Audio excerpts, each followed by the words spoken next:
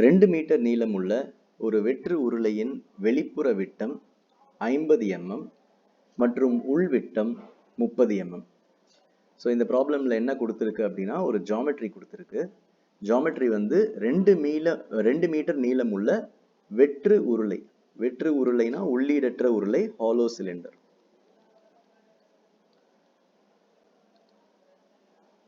So இந்த shape எப்படி இருக்குன்னா ஒரு சிலிண்டர், உள்ள வந்து எதுவுமே இல்லை, உள்ள வந்து ஹாலோவா இருக்கு.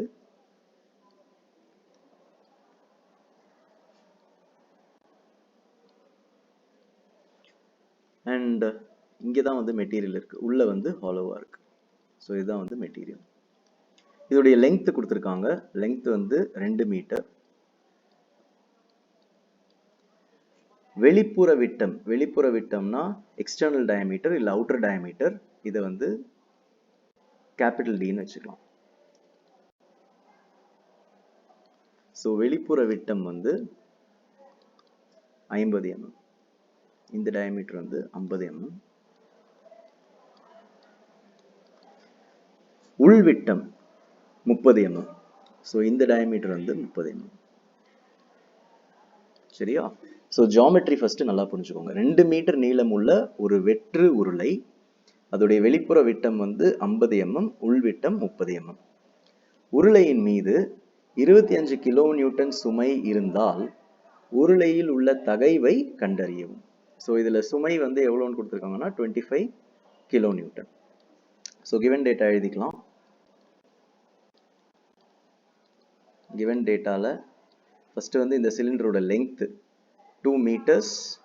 இதை mm கன்வெர்ட் பண்ணுறேன். 2 × 1000 mm, அதாவது 2000 mm. வெளிப்புற விட்டம் எக்ஸ்டர்னல் டயமீட்டர் இல்லை அவுட்டர் டயமீட்டரை கேபிட்டல் டின்னு எடுத்துக்கணும், 50 mm.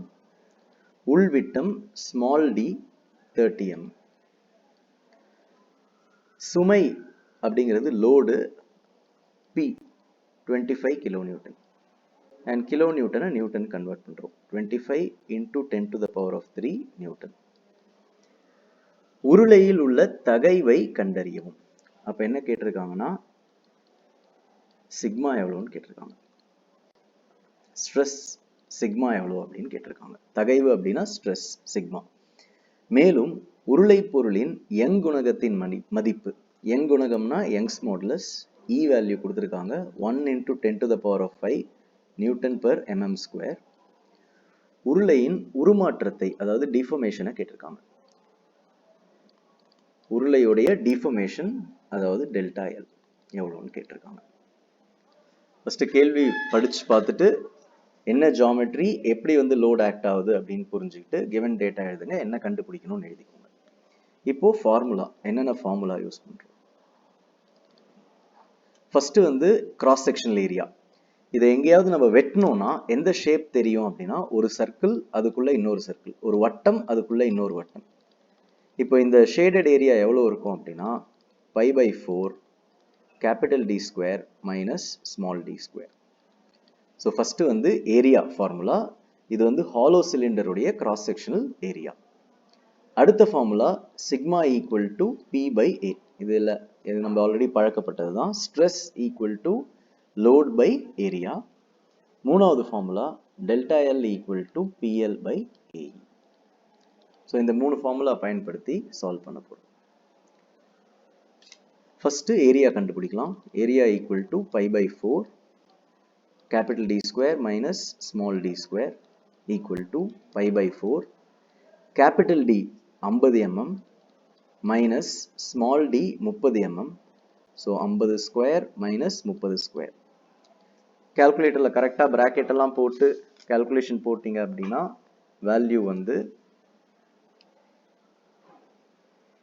1256.64 mm².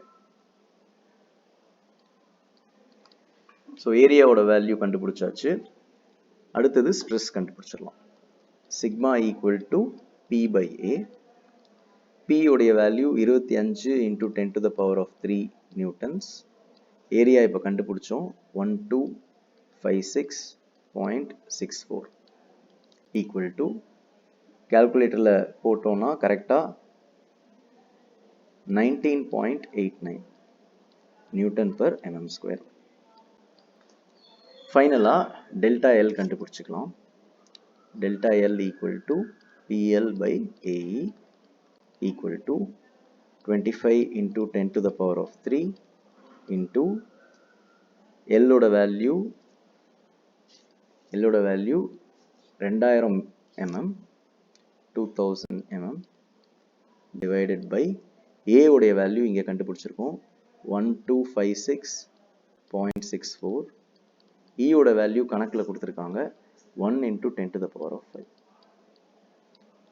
இப்போ கால்குலேட்டரில் கரெக்டாக நான் சொன்ன மாதிரி டிவைட் போட்டு ப்ராக்கெட் போட்டு கீழே இருக்க டேர்ம்ஸ் போட்டோம் அப்படின்னா டெல்டா எல்லுடைய வேல்யூ 0.3979 mm வரும். ஸோ எல்லாமே கண்டுபிடிச்சாச்சு. இப்போ ரிசல்ட் எழுதிக்கலாம். ரிசல்ட்டில் கேள்வியில் என்ன கேட்டிருந்தாங்களோ அதை எழுதணும். என்னென்ன கண்டறிய சொல்கிறாங்க? உருளையின் உள்ள தகைவை கண்டறியும். அப்போ இது 1வது. உருளையின் டிஃபர்மேஷனை கண்டறியும், உருமாற்றத்தை கண்டறியும். இது 2வது. அப்போ இந்த ரெண்டுத்தையும் ரிசல்ட் எழுதிப்போம். First stress sigma equal to 19.89 newton per mm². 2வது டிஃபர்மேஷன் 0.3979 mm.